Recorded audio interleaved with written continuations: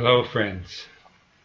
First up, so much for Trump's plan to use the hapless Kurds to spearhead his invasion forces to topple Iran's government. Finally, the Kurds have got wise to U.S. perfidy. My motto is never trust U.S. Israel. They will sweet-talk you and then abandon you at their whim. Just ask Iraqis or Syrians or Venezuelans or anybody. Same U.S. playbook each time. It doesn't take a nuclear physicist to realize this time U.S.-Israel are way, way out of their depth in their war to end all wars, i.e. Iran is the last chink in Team U.S.-Israel's lunge for world dominance. Trump spins it as, I decided not to rely on Kurds. Besides, we're gaining momentum. Trump chortles without his fallback parachute. I love cartoons. What better format to describe our madcap politics? Iranians do too, and they've hit the jackpot with this spoof of Trumpland.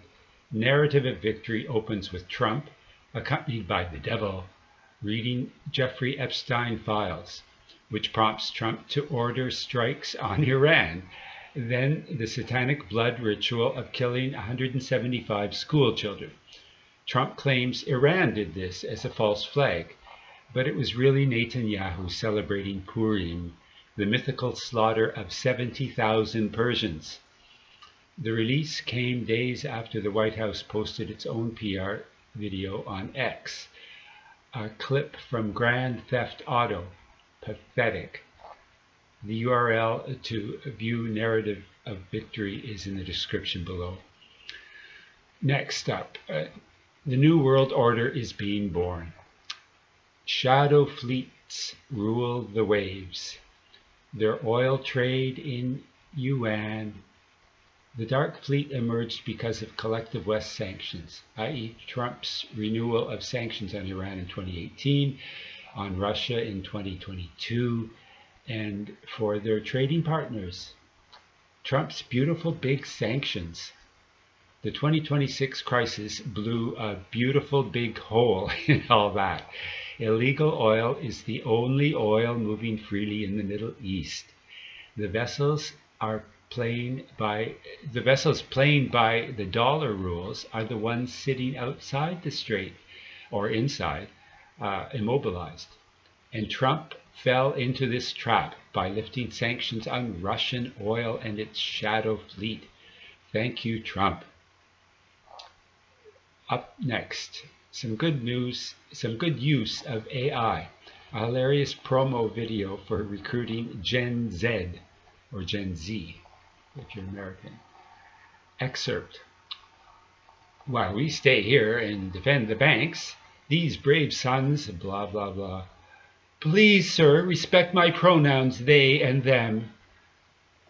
This generation don't know which side of which bathroom to use, but by God, they'll know which trench to die in. See the URL below. Ron Unz makes the telling point that the war on Iran looks much like the Suez crisis in 1956, when Egypt's Nasser, supported by the US, forced Israel, the Brits, and the French to withdraw from Egypt. It took Israel almost a year and threats by Eisenhower to cut off all aid, but it worked. Now Russia and China are the superpowers that count, backing Iran, forcing US-Israel to withdraw from the Middle East. To get rid of Israel completely will no doubt take longer, like in 1957, but that's the Iran-Palestine plan. Israel's talent for false flags and general nefariousness is on full display with the drone attacks on Saudi oil installations, complemented by Israeli attacks on Iran's oil depots, causing massive environmental degradation for Muslims, Saudi and Iranian. The Saudis and Turks nabbed Mossad agents involved, even as Saudi declared war on Iran. Well, whatever. Toxic smoke, black acid rain, and of course US bombing of Iranian hospitals, girls' schools, sports stadiums. Did I mention hospitals? No wonder Jews are considered to be satanic. Oh yeah, Israel sent a drone to Cyprus to attack the British base and hopefully trigger the infamous NATO Article 5 for the whole collective West to join in the fun. Didn't work. Even Starmer is not on board the Zio train to hell.